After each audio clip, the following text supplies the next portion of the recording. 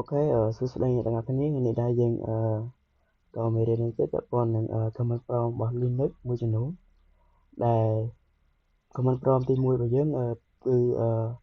ps នេះគឺដើម្បីសូរប្រសេសក្នុង internal ដល់មកវាសូរប្រសេស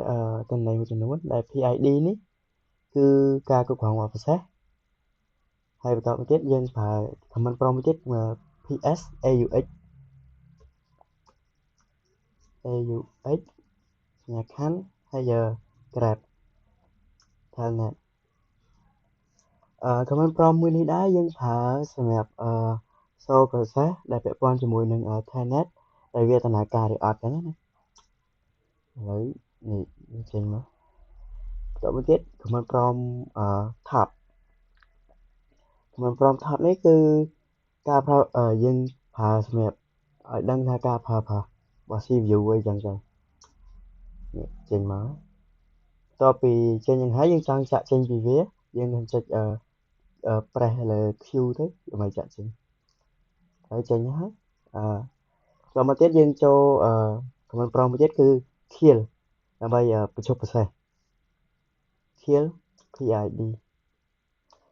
kill PID នេះគឺយើងប្រើសម្រាប់បញ្ឈប់ process ជា role ដោយបញ្ចូល ID របស់ process អញ្ចឹងបន្ទាប់ពី kill PID ហើយយើងចូលcommand prompt មួយទៀតគឺ ds minor s minor hash ds minor hash ខុសទៅចាំតិច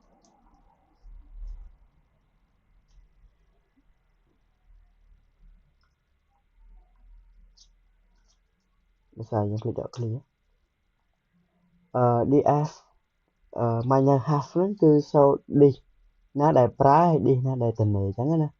អាហ្នឹងតែប៉ុណ្្នឹងទេហើយបន្តមកទៀតយើងប្រើ command មួយទៀតគឺ free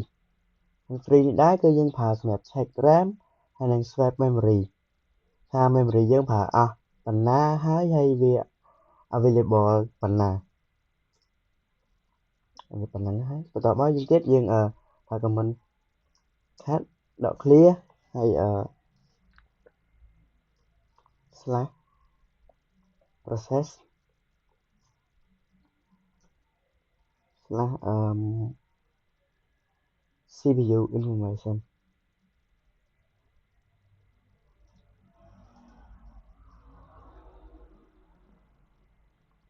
អាហ្នឹងគឺប្រើសម្រាប់សូរ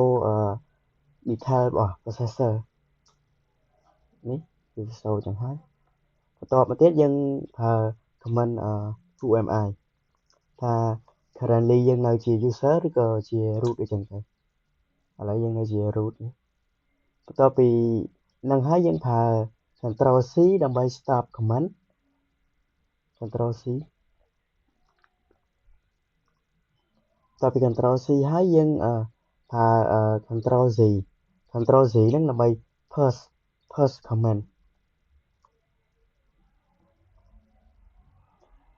ហើយឥឡូវខ្ញុំsẽឲ្យមើលមកទៅ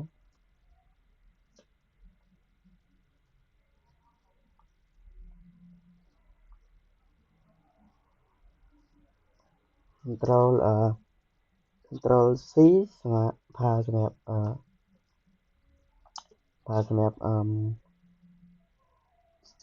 stop command តមកcontrol C ប្រើសម្រាប់ pause command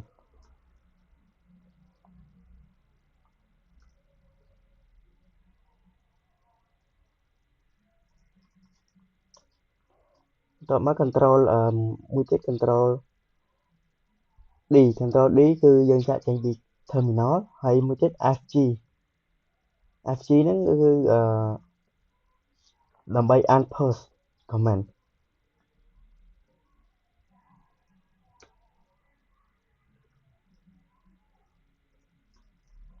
បន្ទាប់ពី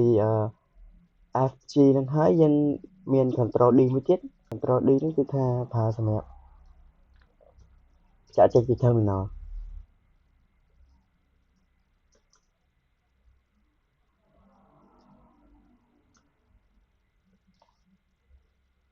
ហ្នឹងហើយពាក់ព័ន្ធមួយ comment អីហ្នឹងគឺយើងរៀនតែប៉ុណ្្នឹងទេបាទ